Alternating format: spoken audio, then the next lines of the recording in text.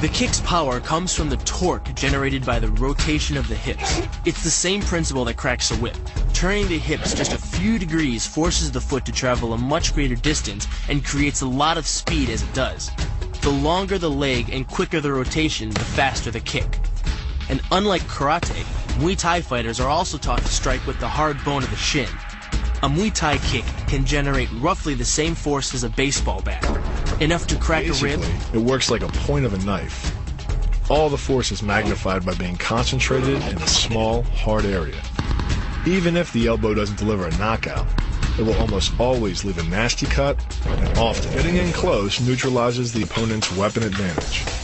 Then, in the clinch, we bring the power of the knee to bear.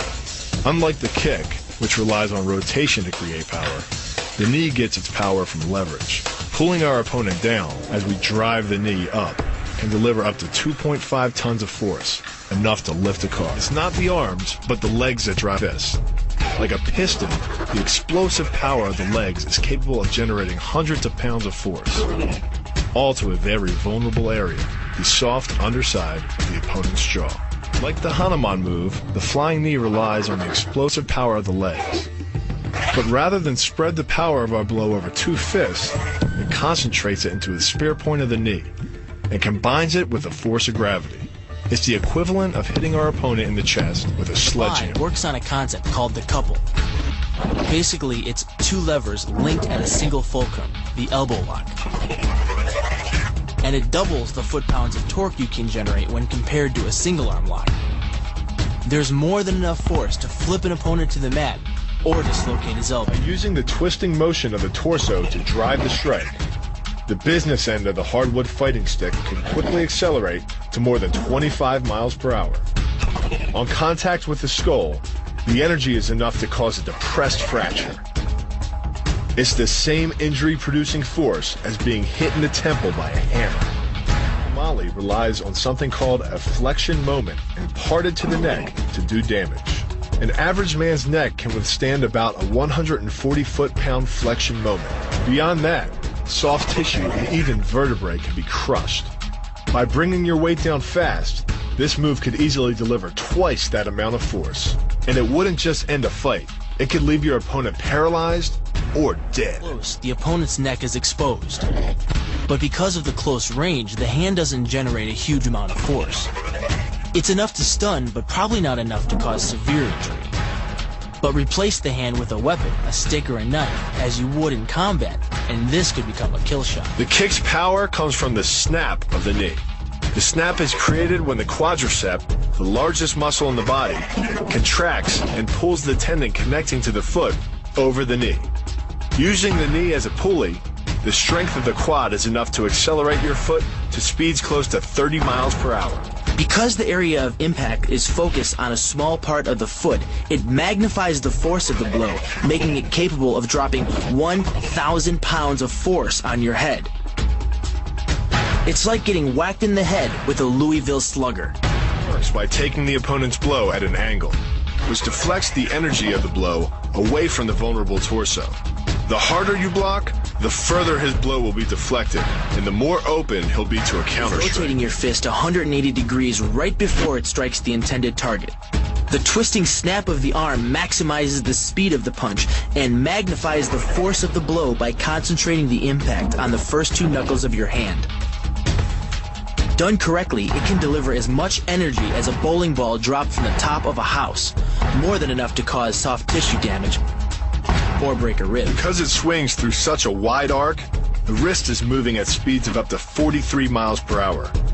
And since the radius doesn't deflect or compress nearly as much as a fist, it can deliver a staggering blow, like being hit with an axe handle. This roundhouse kick is designed for maximum impact. With the powerful muscles of the thigh yanking the tendon over the knee, the foot accelerates from 0 to 21 miles per hour in just 1/3 of a second. Combine that with the reinforced shoe, and this kick can drive the nose bone back up into the brain. It's aimed at the largest gland in the human body, the liver. A direct hit won't just bring an opponent down. It can rupture the gland, causing severe internal bleeding. But the liver is well protected by the rib cage, so the kick must be accurate to within half an inch. In this move, the forward propulsion of the hips, combined with the piston motion of the lower leg, can send well over 700 pounds of force directly through the rigid bone of the heel. This impact won't just knock an opponent down. The force is enough to permanently damage his kneecap, leading with the near arm. The first jab travels the shortest distance to the opponent, so what it lacks in force, it makes up for in speed. The second punch, utilizing both the twist of the shoulders and the forward momentum of the kick, can carry over 4 times as much impact. And just a few hundred pounds of force to the temple is enough to cause a knockout. This move uses the same principle as a throw in judo, off-balancing your opponent and then using his momentum to send him down. But it's much more aggressive. The sweep here is actually a strike to one of the most sensitive areas of the body, the Achilles tendon. The Achilles tendon. The throw works just like a crowbar, where your leg is the lever and your hip is the fulcrum. The trick is positioning your body in just the right place. If you're just an inch off the placement of your thigh and hip, the amount of energy needed to throw an opponent can more than double.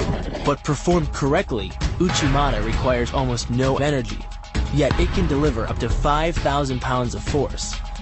If it weren't for the mat, a throw like Uchimata would be enough to cause serious injury or even paralysis. You use the strength of your legs to maintain your dominant position while you secure the choke. Just a few pounds of pressure on the collar of his gi is enough to reduce the blood flow to the brain to a trickle and end the match. Hold this move for 10 seconds and the fighter will black out. Hold it just a bit longer and he's dead. By bending the elbow across the fulcrum of your hips, you're subjecting the weak joint to the leverage of 2 strong forces: the pull of your thighs on his shoulder and your hands on his wrists. As little as 1,000 pounds of force can be enough to destroy the elbow. The leverage of the armbar can supply much more than that. The sacrifice throw is a simple lesson in conservation of energy. The stronger the opponent attacks, the further he gets thrown. It works like a catapult, where your opponent's momentum supplies the counterweight. The faster he's going, the further he's going to fly, and the harder he's going to land. That land with the side, ball, or top of the foot. The gastrizin uses the heel to deliver the blow. This alignment of the heel, ankle, lower leg complex channels some 2,000 pounds of force into the opponent.